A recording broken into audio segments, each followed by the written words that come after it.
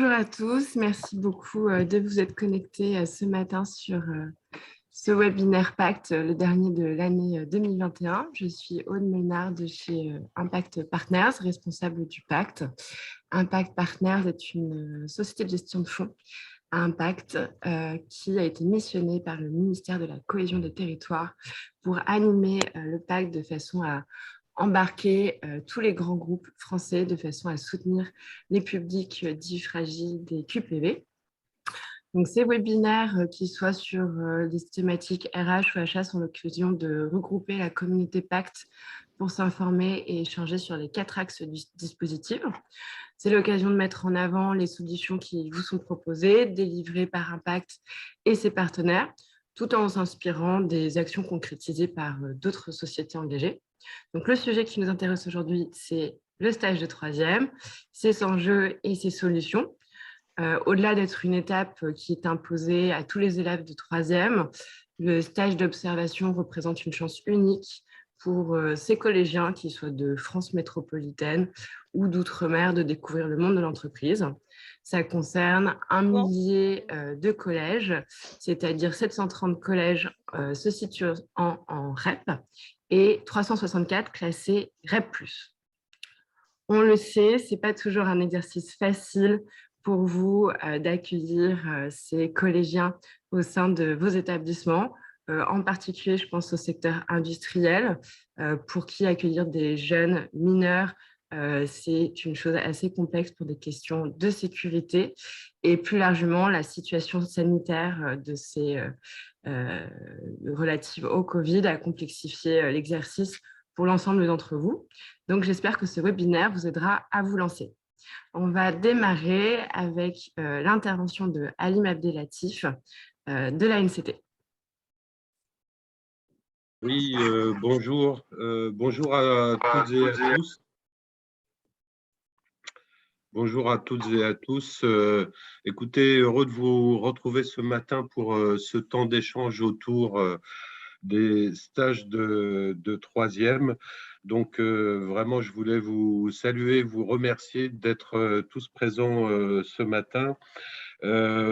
Autour de cet enjeu essentiel, au titre du pacte sur l'axe 1, sensibiliser, donc qui, comme vous le savez tous, est vraiment centré autour des stages de troisième. On sait à quel point vous êtes sensibles et même attachés, vous et vos collaborateurs, à ce dispositif des stages de troisième au titre du pacte. On le sait et on le voit, ne serait-ce que par rapport au bilan que toutes les entreprises ont produit sur l'année précédente, et on le sait d'autant plus que effectivement sur la période hélas qui se poursuit un peu particulière de crise sanitaire, on sait que ça a été effectivement une phase difficile et que ça a été compliqué plutôt pour l'accueil de ces stagiaires de troisième. Et en même temps, on a bien vu que les entreprises se sont adaptées, ont trouvé d'autres modes de mise en œuvre et d'accueil de collégiens ou de partenariat avec les établissements scolaires autour de ça. Donc, je voulais véritablement le saluer ici ce matin et le rappeler. Et puis, donc, vous remercier d'être là parce qu'on est sur cette période un peu charnière de lancement et de démarrage de cette campagne des stages de troisième au niveau national pour cette année 2021-2022.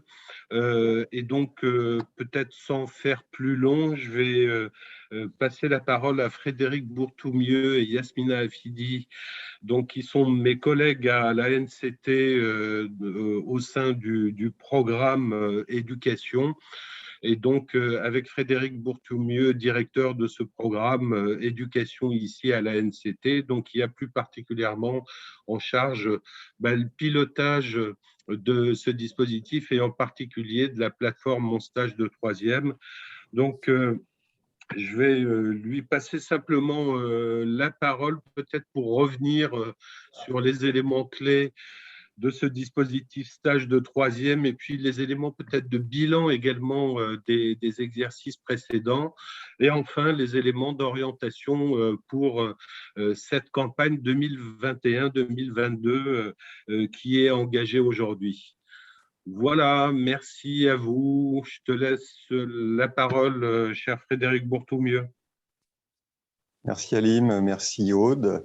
Et donc merci à vous de nous accueillir dans votre groupe de travail dont je comprends qu'il se mobilise particulièrement justement en direction des populations, des quartiers prioritaires de la ville. Donc comme bien l'indiquait Alim, mais Aude a déjà dit pas mal de choses. Donc à l'ANCT, je suis en charge avec l'équipe qui m'accompagne, et notamment Yasmina Asfili qui est présente ici, du pilotage de la plateforme des stages de troisième. C'est un projet qui a été lancé par le gouvernement actuel et qui a, comme l'a dit Aude, vocation à offrir des stages de qualité aux élèves des REP et REP+. Donc vous le savez aussi bien que moi, l'idée au travers de ce projet est aussi de lutter contre le sentiment de discrimination que les jeunes des quartiers peuvent ressentir lors de leur premier contact avec le monde du travail, de leur offrir la possibilité de découvrir le monde du travail dans les meilleures conditions possibles et aussi d'ouvrir le champ des possibles, puisque bien souvent, le constat qui est posé, c'est que ces jeunes, parfois par des contraintes diverses, par manque de réseau, on va dire, ont du mal à accéder à ces stages. Et finalement, cette brique qui est essentielle dans l'orientation dès le plus jeune âge et dans le projet professionnel qu'ils vont pouvoir nourrir,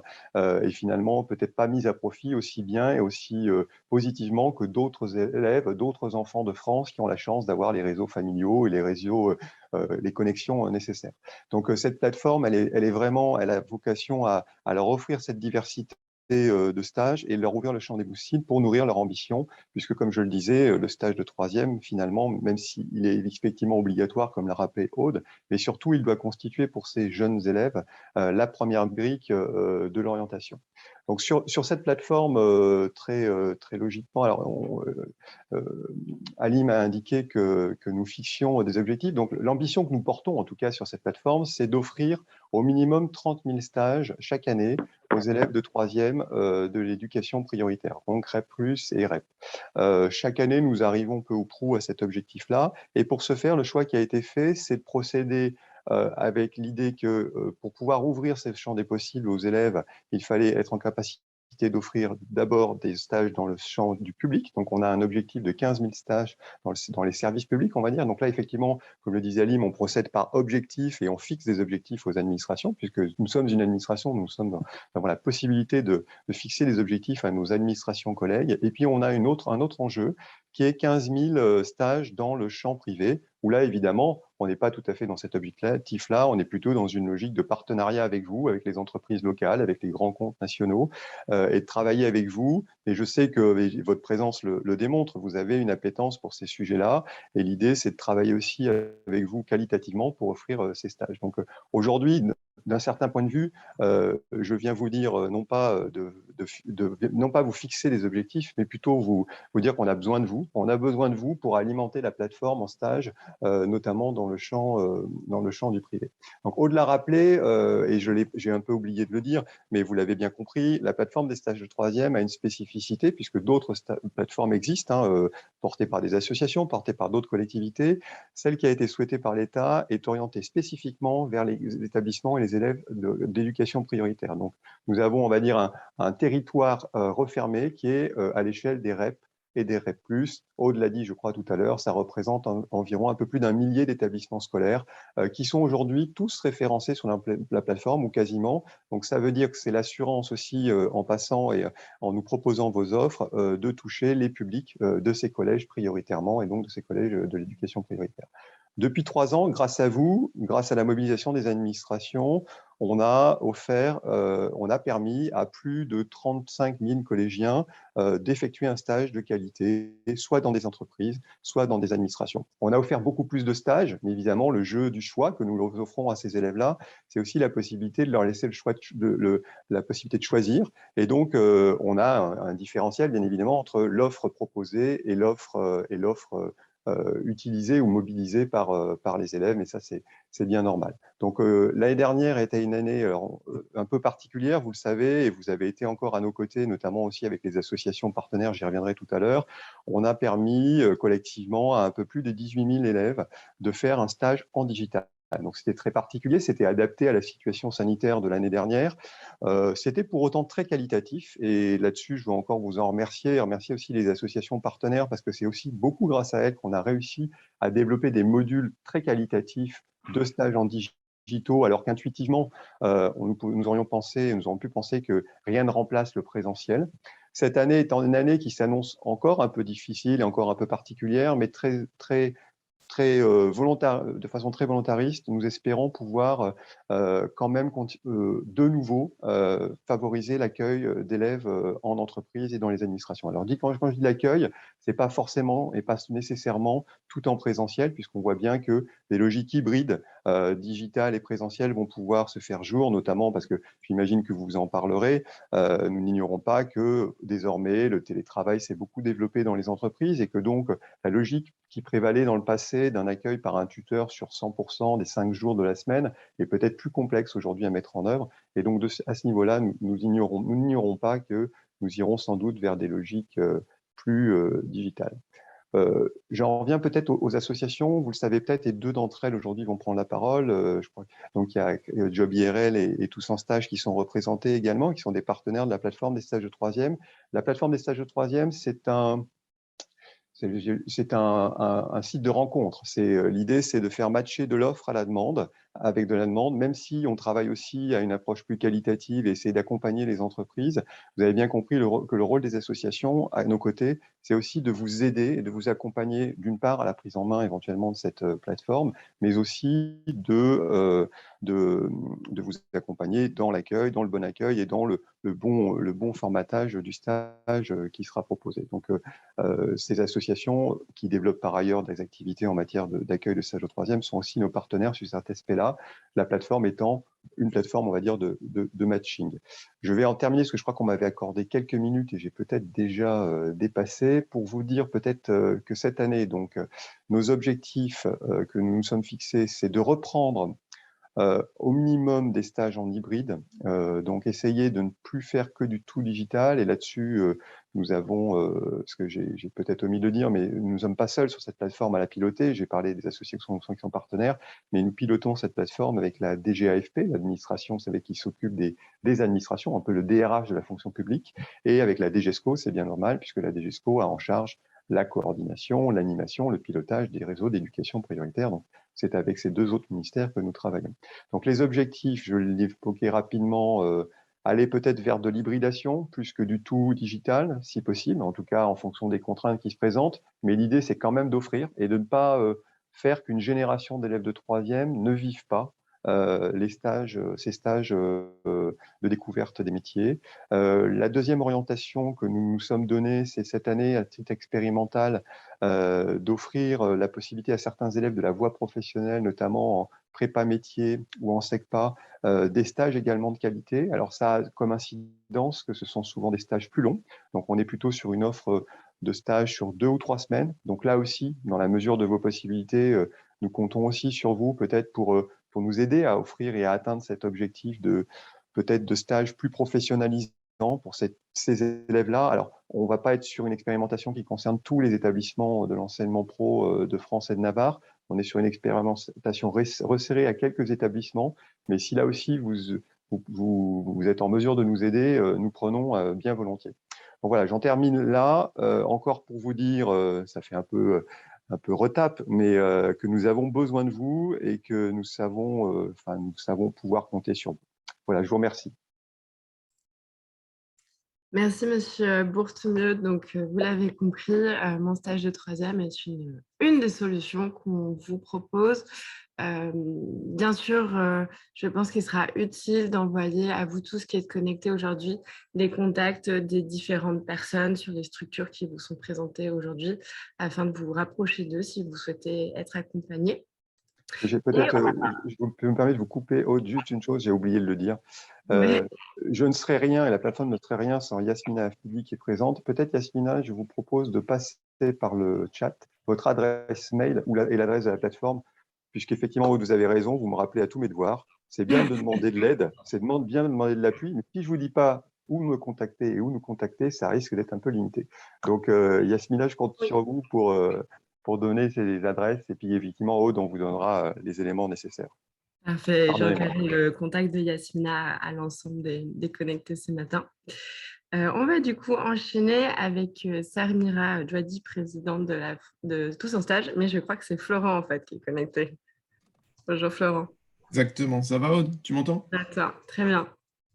Alors effectivement, vous m'aurez reconnu, je ne suis pas Samira. Bonjour à tous, merci Aude pour ce petit mot, merci Frédéric. J'avais presque envie de dire, on n'a rien à ajouter après ton passage Frédéric, car tu as tout dit. Tu as rappelé pourquoi on faisait tous cela, et je pense qu'il n'y a pas grand-chose à ajouter sur la cause. Même si, on ne va pas se mentir, c'est hyper difficile en ce moment de maintenir nos stages.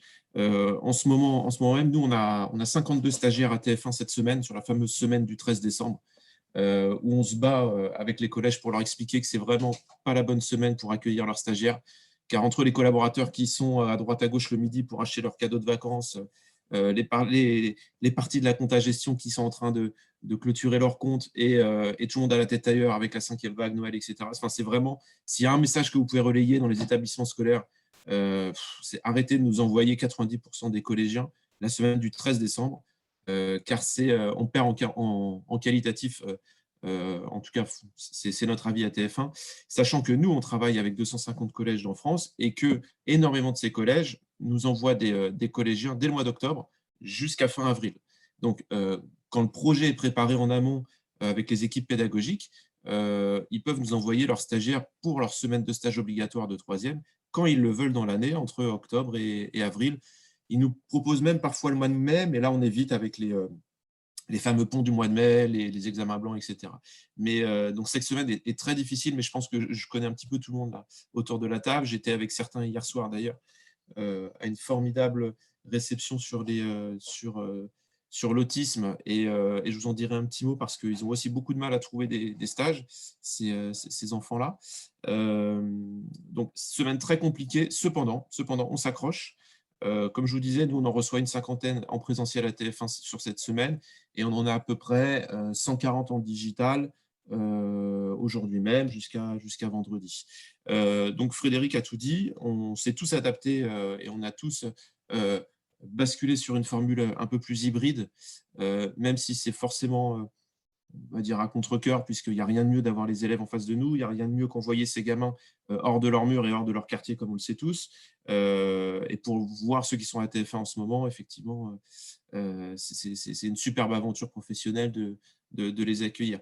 Donc je pense, je vois qu'il y a Chantal de Manpower, il y a Laura D'accord, il y a ICAD, voilà. Alors tout cela, je sais qu'ils se battent pour continuer à nous trouver quelques créneaux pour les accueillir en présentiel, mais sinon, ils jouent tous le jeu pour les accueillir en digital, et c'est formidable. Nous, ce qu'on leur dit, c'est que c'est pas… si on continue à les accueillir, c'est qu'il faut faire du qualitatif. Donc, l'idée, ce n'est pas de les accueillir juste pour dire qu'à la fin, on en a reçu, alors j'ai bien noté tous les chiffres, on en a reçu beaucoup, des milliers. Si on les accueille, c'est vraiment pour rester sur du quali, même en digital. Et il y a énormément de principaux de collèges qui étaient un petit peu réticents la dernière sur le digital parce qu'ils ne connaissaient pas forcément cette formule. Et aujourd'hui, c'est eux qui nous demandent de faire des formules hybrides et de leur mettre du digital dans leur semaine. Et on a eu des expériences la semaine dernière, notamment avec des visios au Brésil, où des expatriés ont parlé de leur métier, sont sortis avec les caméras dans la rue, leur ont montré leur lieu d'habitation, leur lieu de travail, etc. Et alors, je ne sais pas si on a suscité des vocations, mais on a suscité un intérêt. Et effectivement, l'expatriation, parfois, grâce au digital, on peut peut-être en parler un peu plus, enfin un peu plus facilement qu'avec nos propres mots et des PowerPoint qu'on leur passe dans des salles. Donc, on trouve un intérêt au digital, c'est vrai. Frédéric a raison. Par la force des choses, on trouve des choses intéressantes à faire grâce aux contraintes. D'ailleurs, c'est souvent dans la contrainte qu'on apprend.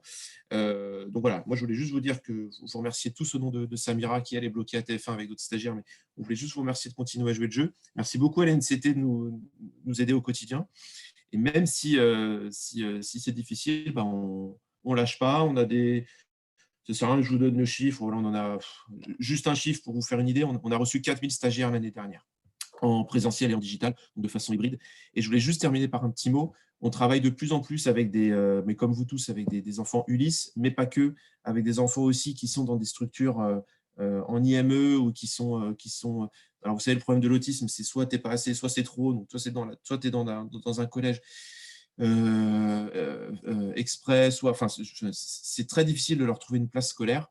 Mais on a innové depuis le mois de septembre et on essaye, nous, de mettre des enfants autistes maintenant dans nos sessions de stage. On en met un ou deux dans un groupe de 15, 16, 17, 18, voire 20. Et ça se passe très, très bien. Sauf que et certains de vous étaient là hier soir, sauf que certains représentants de ces associations-là, je pense notamment au Silence des Justes, ont beaucoup, beaucoup, beaucoup de mal à trouver des entreprises qui acceptent le jeu d'ouvrir leurs portes pour ces enfants autistes qui peuvent être de grands enfants. Nous, il y a 2 semaines, on a reçu 2 enfants de 19 ans sur une semaine à TF1. Alors, ils ont 19 ans sur l'âge, mais ils ont peut-être 12-13 ans parfois dans la tête. Donc, on peut les mettre avec nos stagiaires un peu plus jeunes. Et c'est souvent de très belles aventures, sauf qu'ils n'y arrivent pas. Voilà. Donc, moi, je lance un petit appel. On l'a lancé sur les réseaux aussi via LinkedIn. Si certains veulent jouer le jeu, nous, on les accompagne aussi pour essayer de les pousser vers la voie de l'insertion professionnelle, ces jeunes-là, car ils ne veulent pas tous travailler dans les plans de verre, ils ne veulent pas tous être dans un ESAT et faire seul ménage sur les plans de verre. Ça, c'est leurs éducateurs qui nous le disent. Ils veulent aussi rencontrer des métiers un petit peu plus techniques. Nous, on a eu un Samuel de 19 ans il y a 2 semaines qui a eu un coup de cœur pour le métier du montage, qui est resté toute une journée fixé sur le montage. Et on l'a revu hier soir à notre projection. Et il m'a demandé, il m'a parlé de formation, etc. Donc, il faudrait que ce soit adapté, c'est sûr.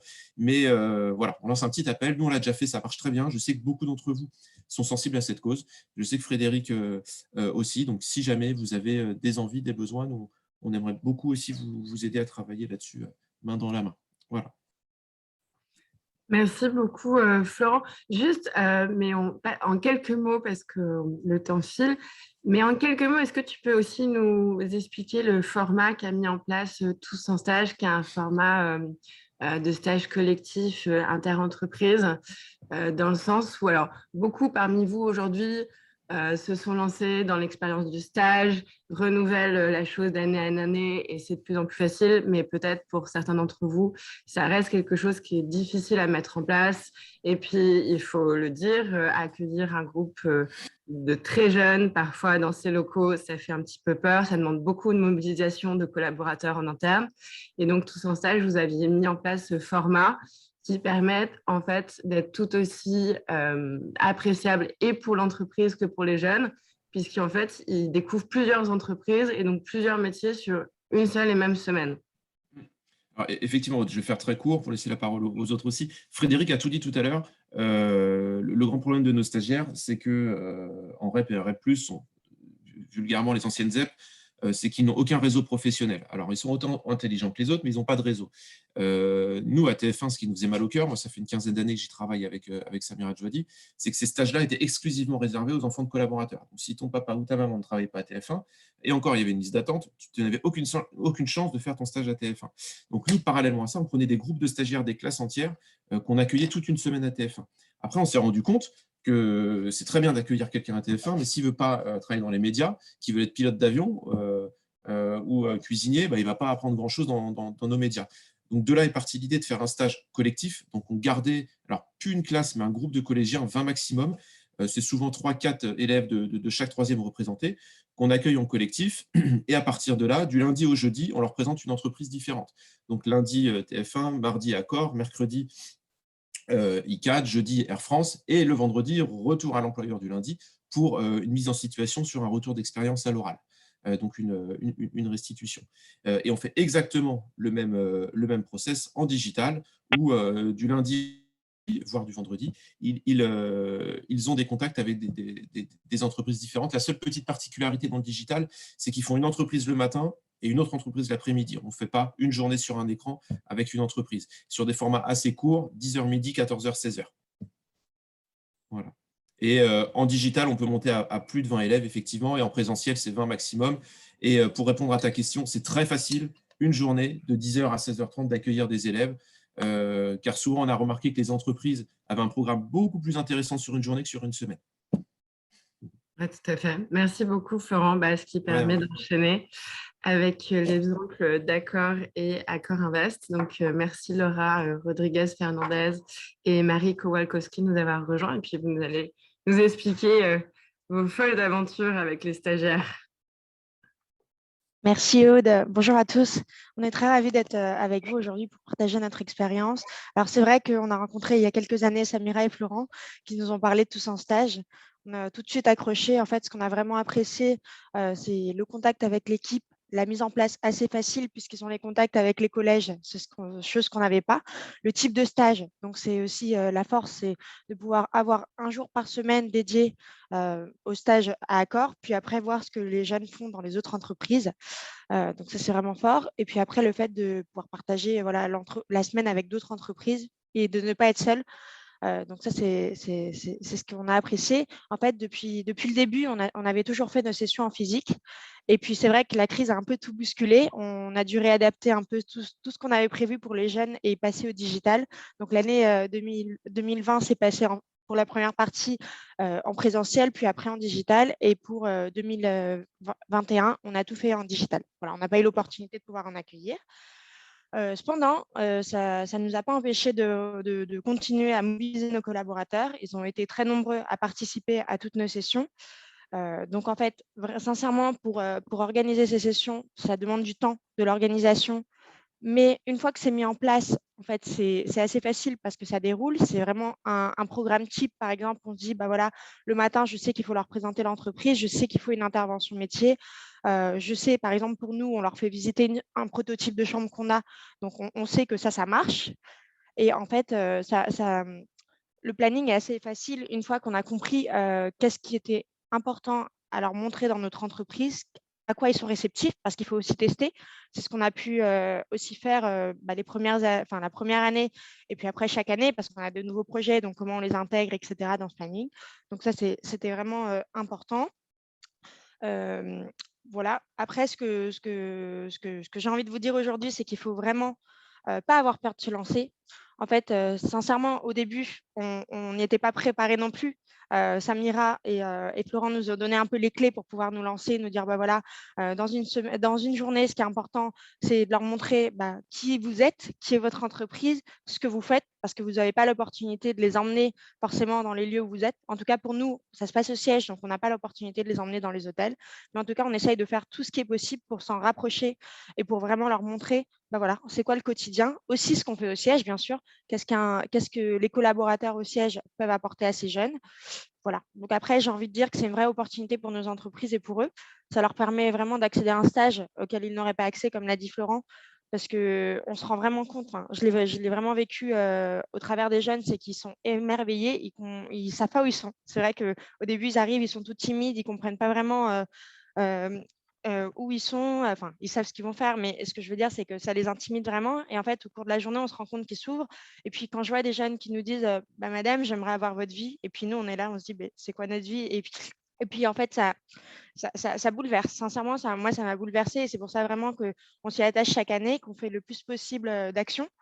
Par exemple, cette année, pour vous donner l'exemple sur 2022, j'ai vraiment tenu à mettre en place des SAT en présentiel parce que je trouve que le contact avec eux est nécessaire. Enfin, on les voit en distanciel, on peut échanger avec eux, ils s'ouvrent à nous, très bien. Mais c'est vrai qu'en présentiel, on a l'opportunité d'aller plus loin et de pouvoir leur passer des messages clés, puis des messages clés pour leur redonner confiance en eux, parce qu'on se rend compte qu'ils n'ont pas forcément toujours confiance en eux. Ils rentrent pour la première fois dans une entreprise, ils ne savent pas quels sont les codes de l'entreprise. Donc, ça, Marie pourra aussi compléter. Et puis, voilà. Donc, de mon côté, c'est vraiment ce que je ressens. On a eu l'opportunité aussi d'intégrer Accor Invest dans notre démarche. Donc Marie va pouvoir compléter sur la partie hôtel et puis sur leur accueil à eux. Voilà. Et Florent, j'en profite, on serait vraiment ravis de pouvoir accueillir les jeunes dont tu parlais. Donc, avec plaisir pour tenter l'expérience, toujours ouverte, comme tu le sais, à tester tout cela. Voilà. Bonjour à tous, moi je prends le relais de Laura, Marie Kowalkowski, je travaille chez Accor Invest, donc un partenaire assez fort du groupe Accor. On a été contacté par Laura et son équipe en décembre 2019 pour mettre en place l'accueil des stages de troisième. Donc au début, on a fait vraiment des groupes avec des sessions qui se déroulaient sur nos hôtels. Donc on leur faisait visiter nos hôtels et pour le coup, on a la chance d'être dans un milieu assez visuel, c'est assez facile de pouvoir montrer nos métiers au quotidien quand on fait visiter un hôtel. Donc, ça se passait plutôt bien. Et puis la crise Covid a eu lieu et on a tenté de s'adapter parce que l'objectif, c'était de ne pas laisser ces jeunes sur le carreau et qu'ils puissent, même si on ne pouvait plus se déplacer, qu'ils puissent quand même découvrir des métiers et des entreprises. Donc, on a pris le relais et on a tenu nos objectifs de 300 stagiaires accueillis via des sessions virtuelles. Donc, aujourd'hui, nos hôtels ont réouvert, ça se passe un peu mieux. Donc, on fait des sessions hybrides. Certaines sessions sont en présentiel, d'autres sont en distanciel. En fonction des sessions, on est sur des thèmes un peu différents et une organisation un peu différente. Sur une session en présentiel, on est vraiment sur de la visite d'hôtel. On fait intervenir également des collaborateurs qui leur parlent un peu de leur métier, qui leur montrent ce que c'est que la vie dans un hôtel. Et puis, sur des sessions en distanciel qui ne durent que 2 heures, on est plus sur de la posture professionnelle, sur comment je me présente, est-ce que je sais déjà ce que je veux faire plus tard, est-ce que j'ai déjà une idée d'un secteur d'activité et puis, on évoque aussi déjà un petit peu le CV. Comment je mets en avant mon CV, quelles photos professionnelles je peux mettre en place. Tout ça, c'est, je pense, des outils qui sont hyper pertinents et qui leur servent vraiment pour ne pas oublier vraiment le sens du stage de troisième, qui est un premier pas dans le monde professionnel et pas simplement une visite. On s'axe vraiment sur ce point. Merci beaucoup, Marie et Laura. Oui, c'est ce que j'avais retenu de votre expérience, que bien entendu, ce n'est pas forcément toujours le cas d'accueillir des groupes qui sont directement intéressés par leur métier, mais il faut que ça reste une expérience enrichissante pour eux et donc ils apprennent malgré tout ce qu'est le monde de l'entreprise, les codes, comment ils se projettent dans le monde professionnel et donc même si ça ne les touche pas directement, ils sortent enrichis de cette expérience et de toute façon avec cette proposition de format de Tous en Stage, encore une fois, ils découvrent vraiment beaucoup de choses à la fin de la semaine et c'est une très bonne expérience pour eux. Alors, du coup, on va pouvoir enchaîner cette fois avec… Comment ? Si vous me permettez, excusez-moi, je voulais juste prendre la parole 1 minute, je ne prends pas trop de temps, promis. Je voulais juste témoigner parce qu'on est partenaire de Tous en Stage aussi depuis plusieurs années. On a maintenu le lien en visio au pire de la crise Covid avec les élèves, mais on est revenu là en présentiel très récemment avec l'accueil de 19 élèves parce que bon, ça reste quand même très, très humain.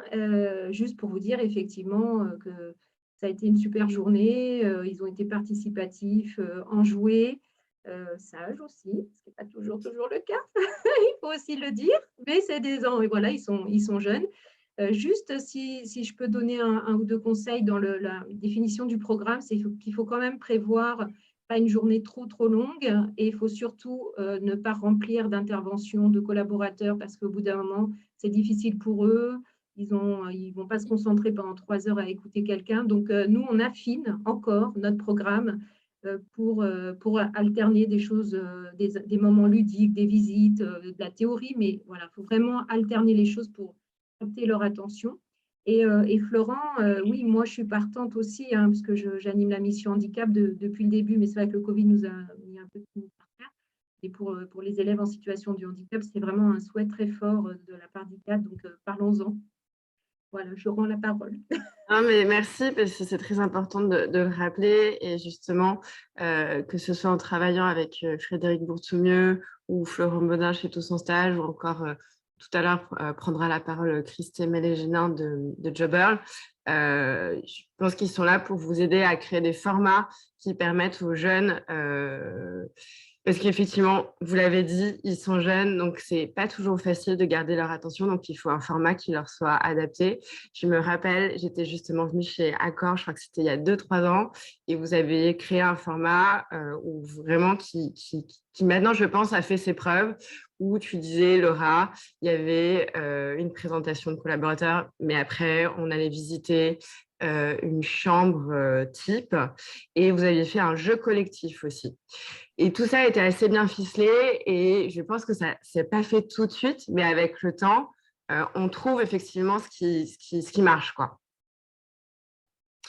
Voilà. Alors, du coup, on va pouvoir enchaîner avec Christelle Mélégénin, présidente fondatrice de Jobberl. Bonjour. Bonjour à tous. Alors, certains, je les connais bien, d'autres pas du tout. Donc, je vais peut-être quand même vous rappeler en 2 mots ce qu'est JobIRL. Donc, JobIRL existe maintenant depuis 8-9 ans.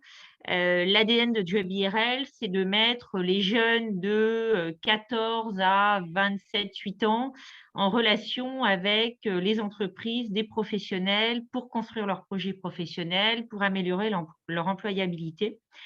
Et donc, on a 2 grandes activités, je dirais. On a à la fois notre plateforme digitale, donc jobirl.com, qui est une sorte de pré-LinkedIn, égalité des chances et intergénérationnel, qui nous permet de connecter. Là, en fin d'année, on va atteindre à peu près les 100 000 membres actifs sur la plateforme. 1 million de visiteurs uniques cette année, donc des jeunes qui posent des questions aux professionnels sur les métiers, aux étudiants sur les formations.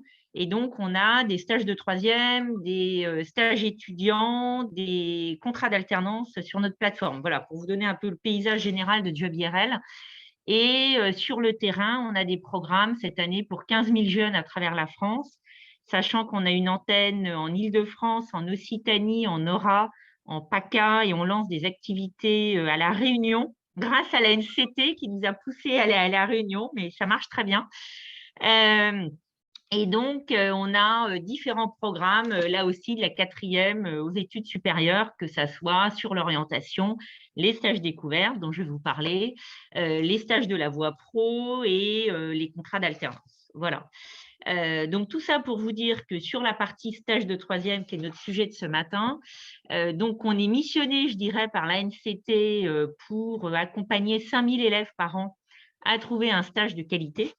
Donc, à la fois, donc nous, ce qu'on fait chez JobIRL, c'est qu'on fait, à travers nos programmes en établissement scolaire, puisqu'on a une centaine d'établissements scolaires partenaires à travers la France, on fait des ateliers en classe pour aider les jeunes à trouver leur stage. Donc, on les aide déjà à savoir quel stage choisir, à savoir comment se comporter pendant leur stage. Donc, on leur fait des ateliers aussi sur les codes de l'entreprise. On fait du soutien renforcé à ceux qui ne trouvent pas du tout de stage, qui galèrent à trouver un stage. Et on les accompagne ensuite selon les dispositifs mis en place avec les entreprises. Et donc, on est très opérationnel, je dirais, sur le sujet des stages et fortement actif, on va dire, pour les collèges sur le 93, sur le 95, autour de Toulouse, autour de Lyon. Voilà, c'est vraiment nos gros bassins d'activité, je dirais. Et donc, alors, comment on accompagne les entreprises qui souhaitent s'engager avec nous dans la partie stage de 3e? Je dirais donc Patrick Eisenberg, fondateur de Link by Net, voilà, qui vous fait coucou, va prendre la parole ensuite. Mais en fait, nous, je dirais entre guillemets, contrairement à Tous en Stage, qui a un format, je dirais, assez, enfin, je dirais, très organisé, très packagé. Nous, en fait, on s'adapte aux besoins de l'entreprise. En fait, du coup, alors, on organise des semaines uniques, c'est-à-dire pour les entreprises, il n'y a qu'une entreprise par semaine. On ne fait pas de l'inter-entreprise, voilà, des stages inter-entreprises. Et ensuite, selon les besoins des entreprises, on s'adapte. C'est-à-dire qu'il y a des entreprises qui postent leurs stages, alors après en grande quantité sur JobIRL, Et les stages partent sur la plateforme de monstagedetroisième.fr, ce qui fait que les stages sont visibles et sur JobIRL et sur la plateforme de la NCT. Et on est en capacité aussi de faire un suivi pour les entreprises qui le souhaitent, un suivi des stages qui sont pourvus, qui ne sont pas pourvus. Enfin voilà, à travers le back-office, on est capable de faire ce suivi-là. On est capable aussi de sourcer des stagiaires pour les entreprises. Alors, c'est vrai que cette année, ça n'a pas été toujours simple parce qu'en fait, si vous voulez, il a fallu relancer toutes les offres de stage qui avaient disparu à cause du Covid. Donc, en fait, le temps qu'on relance toutes les offres sur la plateforme, il y a des élèves qui avaient déjà trouvé leur stage, qui avaient déjà effectué leur stage. Donc, c'est vrai que cette année, on est un peu dans une période d'ajustement. Alors, à partir du mois de janvier, je pense que ça va être plus simple. Mais pour les élèves qui ont fait leur stage en novembre, voire en décembre, ils ont cherché très tôt leur stage. Donc, c'est vrai qu'on est un peu dans une année de réajustement. Et donc, ensuite, on organise des semaines avec des entreprises. Donc, Patrick va vous l'expliquer, comme par exemple, on le fait avec Link by Net. Cette semaine, on a, je crois qu'ils sont 13, on a 13 collégiens chez Link by Net toute la semaine qui vivent une semaine qu'on a co-organisée avec Link by Net. Et donc, selon les entreprises, soit on aide l'entreprise à co-organiser la semaine, à monter un programme pour avoir une semaine sympa et qu'on organise de façon à ce que ça ne soit pas trop chronophage non plus pour tous les collaborateurs, avec des temps collectifs, des temps individuels. Enfin, je dirais, on essaie de faire ça intelligemment pour que les élèves, en fin de semaine, repartent avec une vraie bonne connaissance de l'entreprise, une vraie bonne connaissance des métiers de l'entreprise, mais sans que ça soit trop chronophage pour tout le monde, parce qu'on sait bien, nous-mêmes, on prend des stagiaires de troisième et on sait le temps que ça prend d'accueillir des petits troisièmes, même s'ils sont charmants. Et ensuite, on a des semaines où carrément, comme on l'a fait avec des partenaires, par exemple, cette année, cette semaine, j'ai quelqu'un de l'équipe qui est chez Station F pour manager toute la semaine chez Station F. On l'a fait aussi avec Amazon, enfin voilà, avec des partenaires avec qui là, on organise et on anime avec eux toute la semaine. Donc, j'ai envie de dire, voilà, tout est un peu possible selon les volontés de l'entreprise qui souhaite ou qui a plus ou moins la possibilité de s'investir, d'y passer du temps. Nous aussi, on a moyen donc de co-animer ces semaines pour alléger les entreprises. Voilà ce qu'il faut retenir. Nous aussi, sur JobIRL, on a la possibilité, donc en fait, nos offres, parce qu'en fait, historiquement, moi, quand j'ai lancé JobIRL, j'avais eu cette idée de dire, quand un professionnel s'inscrit sur JobIRL pour parler de son métier aux jeunes, ben, je faisais cocher aux pros une petite case, je suis prêt à prendre un stagiaire de troisième, parce que déjà, moi, en 2013, je m'étais dit, il y a une forte inégalité des chances sur ce sujet-là. Et donc, c'est comme ça qu'on avait une bourse naturelle très tôt sur les stages de troisième. Et donc, on a des stages aussi qui sont ouverts à des non-REP Prep+. Voilà, donc on a vraiment une bourse très, très ouverte. Une idée aussi pour les entreprises, moi que j'aime bien, c'est de faire, comme j'appelle ça, moi, du 1+1. C'est-à-dire les entreprises, on a pas mal d'entreprises partenaires, puisqu'on a aujourd'hui une 60aine d'entreprises partenaires de JobIRL. On a des entreprises qui disent « Ah mais non, mais on a déjà les enfants des collaborateurs, c'est déjà tellement de boulot, c'est déjà pas mal. » Et moi, je propose aux entreprises de faire du 1+1. C'est-à-dire, vous dites à vos collaborateurs « Bon, bah, super, vous venez avec vos enfants et vos neveux, ou votre petit voisin de palier, c'est très bien. » Et bien, dans ce cas-là, vous prenez un élève de REP Prep+ avec lui. Déjà, ça permet de créer des binômes, je dirais, intersociaux entre les élèves, parce que les élèves des collaborateurs fréquentent peut-être pas beaucoup d'enfants REP Prep+. Donc, eux aussi, je dirais, pour leur ouverture sociale, ça va leur faire du bien. Et puis, c'est plus facile à gérer, parce que de toute façon, on gère déjà un petit troisième, donc 1 ou 2, c'est pas tant de boulot en plus, je dirais. Et donc, ça aussi, c'est un moyen d'accueillir des élèves de REP Prep+ sans faire un poids, je dirais, supplémentaire à l'entreprise, parce qu'on sait très bien que le stage de troisième, c'est quand même sympa de le faire, mais on est dans le domaine de la solidarité, de l'accueil. Voilà, on le fait tous avec notre grand cœur, mais pas pour des raisons business et opérationnelles, je dirais, on le sait très bien. Donc voilà. Qu'est-ce que je peux vous dire de plus? Écoutez, nous, on cherche encore des stages pour janvier, février. Enfin, là, on en a franchement pas mal. Mais voilà ce que je peux vous dire. Je vais peut-être laisser la parole à Patrick. Et d'ailleurs, cette semaine, on a 2 élèves qui ont un trouble autistique, je dirais, dans l'équipe Link by Net. Donc, Link by Net est partenaire d'Arpège et dans ce cadre-là, on a accueilli 2 élèves qui ont un trouble autistique. Et pareil, chez Disney, on a des élèves, des grands dyslexiques, parce que Disney, ils sont très sensibles au sujet des dyslexiques, puisque Walt Disney était lui-même dyslexique. Donc, ils ont vraiment une grande culture sur le sujet, je dirais, chez Disney. Et ils sont partenaires d'une association. Et donc, il y a des élèves qui souffrent de dyslexie dans l'équipe, je dirais. Voilà. Super. Eh ben, j'enchaîne, Christelle. Bonjour, je suis un des 2 cofondateurs de Link by Net, qui est une entreprise du digital, du cloud.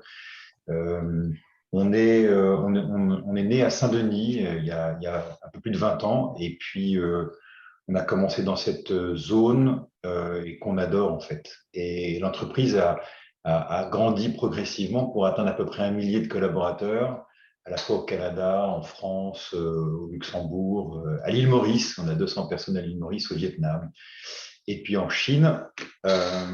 Et on a surtout développé une fondation d'entreprise autour de l'écologie et l'éducation, parce que le cloud, c'est pas très propre. Et donc, il fallait qu'on puisse avoir aussi en même temps une conscience, emmener nos collaborateurs et nos clients sur une conscience écologique et éducative, parce que mon frère et moi, on n'a pas forcément été des bons modèles à l'école. Je crois que j'ai dû redoubler 3-4 fois. Donc, il y a un moment, c'était pas un bon exemple. Et donc, on a voulu travailler aussi sur la capacité à orienter les jeunes, à leur prouver que tout était possible. C'était qu'une question de volonté. En tout cas, beaucoup de choses sont possibles.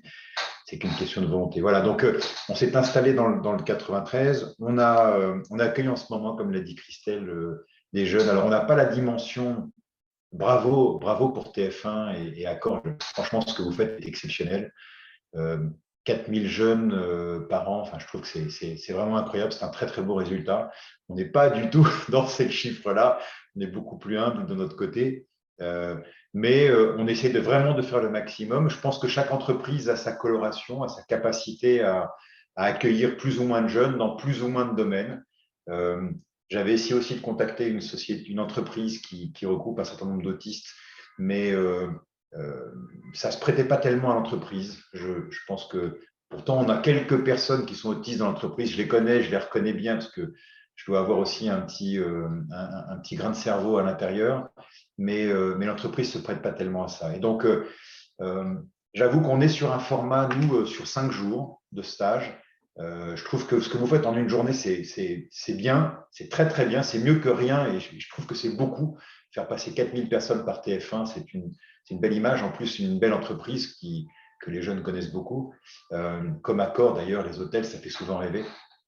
Bon, nous, dans le digital, c'est un peu plus hard de les faire venir. Mais ceci dit, hier, les jeunes que j'ai croisés avaient tous envie de faire de la cybersécurité. Ils avaient tous envie de faire des cow-boys de l'espace, à traquer les pirates, les hackers et tout ça. C'était très sympa. Ça les a bien motivés. On a une démarche en pleine croissance. Alors, on a l'avantage d'avoir un toboggan chez nous, un baby-foot, un billard. Donc, ça les occupe. Ça permet de les faire sortir aussi du cadre complètement professionnel.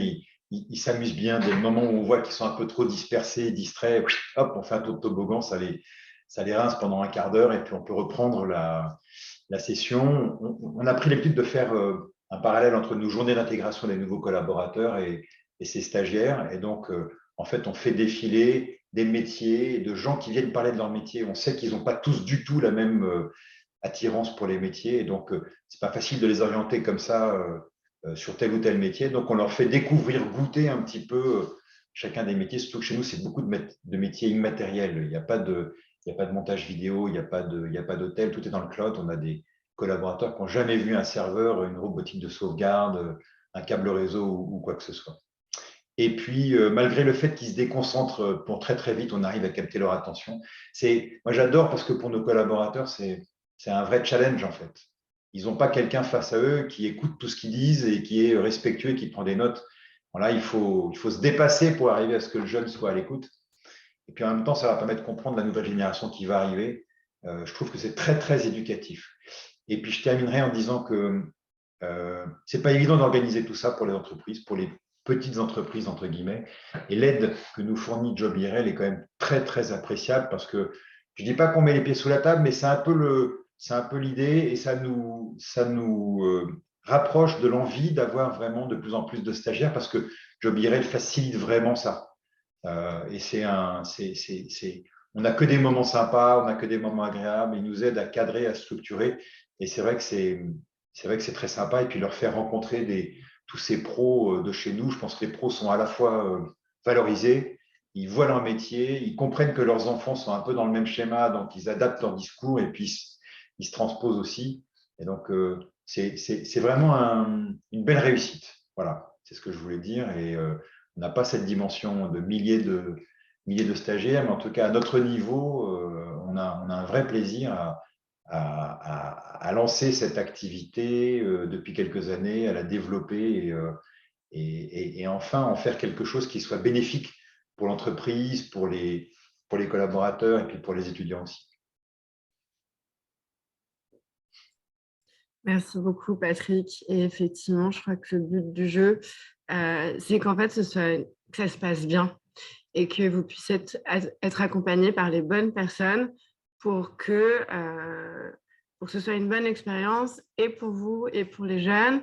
Et si c'est qu'un seul jeune, parce que c'est la première fois, ce sera qu'un seul jeune. Et puis l'année prochaine, ce sera 5 jeunes. Et l'année qui suit, ce sera tout un groupe.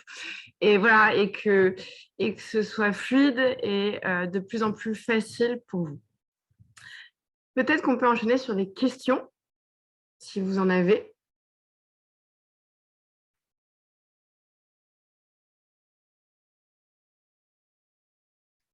Il n'y en a pas. C'est juste une petite remarque, Aude.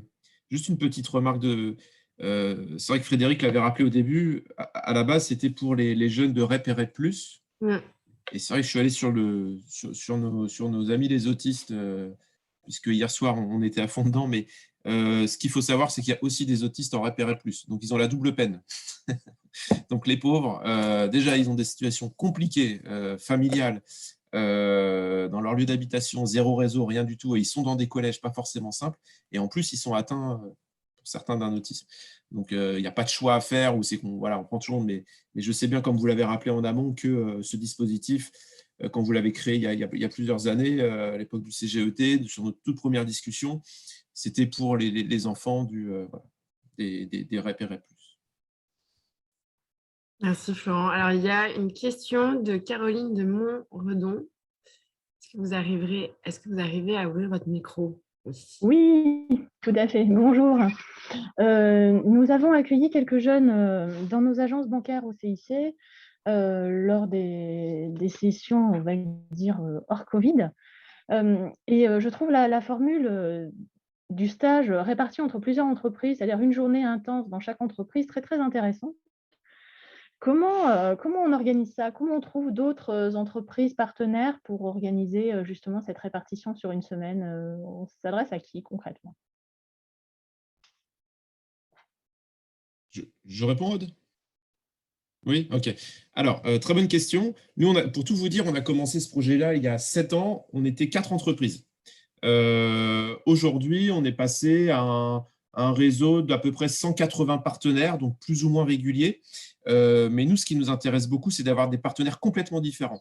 C'est-à-dire d'avoir des TPE, des PME, des entreprises à taille un peu plus costaud, des multinationales, du public, du privé, de tout pour mélanger un petit peu tout ce beau monde-là. L'idée, c'est que nos stagiaires qui vont en entreprise ne se disent pas qu'ils peuvent bosser que dans des grosses boîtes, mais que toutes les entreprises recruteront un jour, quoi qu'il arrive, un comptable, un gestionnaire, un RH, un communicant, etc. Et qu'on peut avoir sa place partout. On travaille aussi beaucoup avec les entrepreneurs, parce que beaucoup de jeunes veulent aujourd'hui, c'est leur truc, créer leur boîte. Donc, on a tout un réseau en fait initial, j'ai envie de dire, on va dire quoi, d'une vingtaine d'entreprises qui, par la force du réseau et du bouche à oreille, et là je remercie beaucoup d'ailleurs Chantal de Manpower qui est là depuis le début, parle de nous et on fait des petits à droite à gauche. Donc c'est beaucoup la force du réseau en fait, dans un premier temps qui a permis qu'on se développe. Et après, on a de plus en plus d'appels entrants où des entreprises voient nos actions. Alors nous, on n'est pas les super, pourtant on s'appelle TF1, mais on n'est pas les meilleurs communicants. Et d'ailleurs, ce n'est pas ce qu'on aime faire, la communication. En tout cas, pour tous en stage, on préfère faire, comme le disait Christelle tout à l'heure, si on le fait, c'est parce qu'on sait pourquoi on le fait, on fait pour la cause. Donc, on ne communique pas forcément beaucoup, mais de plus en plus. Et du coup, beaucoup d'entreprises maintenant viennent à nous par LinkedIn, par les réseaux, etc. Mais avant tout, c'est le bouche à oreille et on veut de la bienveillance. Voilà. Il y a des grosses entreprises avec qui on ne bosse pas parce qu'on n'a pas encore trouvé le bon interlocuteur. Et à contrario, il y a de belles entreprises qui sont venues vers nous parce qu'il y avait le bon interlocuteur. Je pense à ICAD qui est aujourd'hui avec nous. Elles le font parce qu'elles ont envie de le faire et qu'elles le font voilà, avec leur trip. Pareil pour Laura chez Accor. Donc, j'ai envie de dire, à chaque fois qu'on trouve la bonne personne dans la bonne entreprise, comme par magie, après, l'histoire se déroule. Mais c'est beaucoup une affaire de réseau. Et j'oublie, excusez-moi, mais bien entendu, c'est l'ANCT et Impact qui, comme ce matin, nous organisent des petits déjeuners, des rendez-vous, des visios avec de nouveaux potentiels partenaire. Si je peux non. Oui, pardon. Oui, en fait, je voulais intervenir. Bonjour à toutes et à tous. Merci, Florent, de nous mettre en avant. Oui, en fait, nous, chez Manpower, on a le même format que vous. Donc, on a des agences, on a un réseau d'agences, bien sûr. Et en fait, on fait en hybride. Hein, donc, moi, j'accueille les collégiens plutôt en digital au niveau du siège, par rapport à la situation sanitaire que vous connaissez, mais aussi en agence.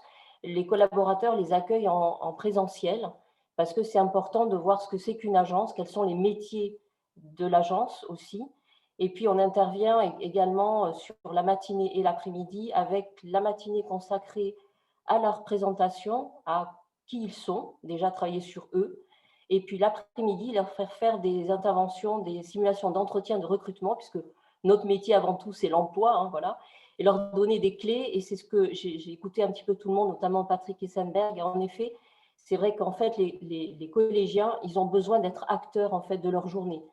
Et je l'ai entendu à plusieurs reprises, c'est-à-dire que leur parler pendant des heures, ça ne les intéresse pas. Ils ont vraiment envie d'être acteurs et d'être eux-mêmes à faire des actions concrètes parce qu'ils apprennent aussi par ce biais-là. Et puis, vraiment, la journée vraiment se passe vraiment très, très bien. Donc, au niveau des agences, c'est très… alors, ils accueillent 5 à 10 collégiens parce que les agences ne sont pas des grosses structures, mais ça se passe vraiment très, très bien au niveau des collaborateurs. Oui, je me permets moi aussi pour rebondir sur ce que dit Chantal. C'est vrai que nous, quand on fait les plannings des semaines, on s'arrange pour organiser des activités, des mini-projets. Pour reprendre le cas Link by Net cette semaine, on leur fait faire un concours Instagram par équipe, dans l'idée que vendredi, il y en ait un qui est gagné. Enfin, voilà. Donc, c'est vrai que c'est important aussi. Puis en plus, c'est aussi le moment où certains qui sont peut-être pas très bons scolairement, qui sont peut-être pas encensés au collège tous les matins, ça leur permet aussi à cette occasion de se réaliser, de faire un petit projet où vont peut-être être meilleurs que les autres.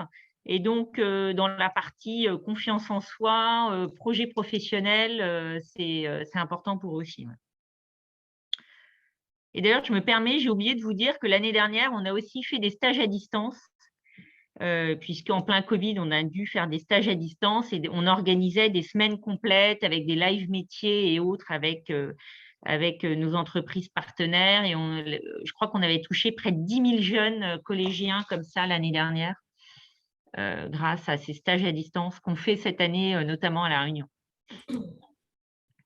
Merci Christelle. Il y a Charlotte Merkenbreck, vous vouliez nous dire un mot? Oui, exactement. C'était pour rebondir sur ce que disait Florent. Donc nous, chez Carrefour, on est partenaire de Tous en Stage aussi. Et derrière Tous en Stage aussi, derrière Florent et Samira, il y a une équipe qui est vraiment top et qui est là pour répondre à nos demandes parce qu'il y a des annulations malheureusement d'établissements, il y a des cas Covid qui font qu'il y a des classes qui sont fermées. Donc, ils sont toujours là aussi pour trouver issues et nous permettent d'accueillir des stagiaires. Nous, je sais qu'on accueillait beaucoup de stagiaires en présentiel avant le Covid. Après, il y a eu le Covid, le contexte des magasins fait que l'accueil en présentiel est un peu plus compliqué. Mais du coup, c'est vrai qu'il y a cette formule hybride aussi qui permet à ces jeunes sur une semaine d'avoir du distanciel, d'avoir du présentiel aussi, parce que c'est important pour eux. Et je voulais remercier aussi Tous en Stage et toute l'équipe qui est derrière, parce que grâce à eux aussi, ça facilite aussi l'accueil des stagiaires pour nos entreprises. Alors, merci beaucoup, Charlotte. C'est vrai que c'est… mais on le vit tous, donc je ne vous apprends rien. Mais ce mois de décembre est horrible. Ce matin, moi, pendant que je vous parlais, il y a l'accueil de TF1 qui m'appelait parce que 2 stagiaires ne sont pas venus. La principale me disait qu'ils étaient qu'à contact, donc elle les remplaçait, etc. Enfin, on a tous les mêmes problématiques, donc vous le connaissez par cœur. Mais effectivement, c'est les gens qui pensent que travailler dans l'associatif et faire des stages de 3e, c'est facile, c'est qu'ils n'ont rien compris. Sinon, voilà, il n'y aurait pas la problématique. Donc, effectivement, c'est compliqué. Effectivement, les principaux de collège, parfois, sont pour certains assez démunis, mais ne lâchent rien. Et il y avait juste un dernier point, puisque j'entendais l'île Maurice tout à l'heure. Je voudrais aussi rappeler que les dom-toms jouent énormément de jeux. En Martinique, là, c'est quand même chaud en ce moment, mais les principaux de collège jouent le jeu, ils essayent de faire des stages, ils essayent de maintenir, alors avec un peu de digital aussi, mais ils font pas mal de présentiel. À La Réunion, on a fait deux semaines de stage le mois dernier pour une quarantaine d'élèves, c'était magique, c'était super bien. Ça s'est très très bien passé avec certains partenaires qui sont ici. Donc, il ne faut pas non plus oublier nos territoires d'outre-mer qui jouent à chaque fois le jeu. La Guyane, c'est un petit peu plus compliqué. Merci, Florent. Christophe, André, vous vouliez prendre la parole? Si vous arrivez à ouvrir votre micro. Bonjour, oui, merci pour témoigner de différents formats qu'on a expérimentés chez Sanofi. Alors, d'une part, on a eu le stage collectif, où on a réuni plusieurs fois un collectif de 20 jeunes qui mixaient enfants de collaborateurs et jeunes de QPV. Parce que justement, également, il y a quelques années, le stage était limité aux enfants de collaborateurs et on a voulu l'étendre également aux jeunes de QPV. Donc, d'une part, on a eu ce format collectif, mais bon, qui prend quand même pas mal de temps à organiser, mais qui est un vrai événement de vie de site qui mobilise beaucoup de collaborateurs, mais qui font ça avec beaucoup de plaisir. On a expérimenté aussi le stage digital partagé avec Tous en Stage. Cette année, on a une centaine de jeunes comme ça qu'on a pu sensibiliser. Et c'est vrai que pour les sites qui n'ont pas trop de bandes passantes, c'est assez facile à mettre en place. On leur donne quelques conseils. Il ne faut surtout pas trop de slides avec trop de messages top-down. Il faut intéresser les jeunes. Il faut que ça soit interactif. Il faut leur poser des questions. Mais c'est vraiment quelque chose qui est assez facile à mettre en place et qui permet de sensibiliser pas mal de jeunes. Et puis, dans le cadre du contexte Covid, comme beaucoup d'entre vous, on n'a pas pu recevoir de jeunes sur nos sites. Alors, en fait, on s'est déplacé dans les collèges. Et donc, il y a des collèges comme ça qui avaient des jeunes qui n'avaient pas trouvé de stage. Mais on est allé faire des ateliers de 2 heures pour présenter Sanofi et ses métiers avec 1, 2, 3 collaborateurs. Donc, c'est également une formule intéressante d'aller dans les collèges quand on ne peut pas recevoir les jeunes chez soi. Et du coup, comme ça, cette année, on aura pu sensibiliser 500 jeunes.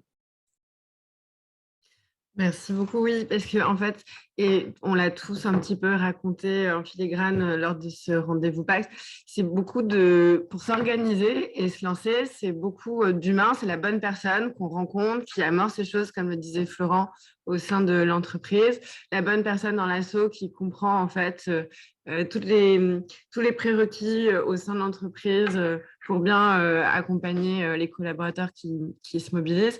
Et c'est aussi la bonne personne, je pense, dans les collèges, le proviseur il y a une relation, très souvent, on me rapporte qu'il y a une relation qui se fait et qui fonctionne et qui fait qu'on réitère la chose d'année en année. Et c'est souvent en fait la collaboration de toutes ces personnes qui fait que on lance la pichenette une première fois et après ça tourne, on le refait et ça se passe super bien. Je vois non, c'est bon, tout le monde a pris la parole.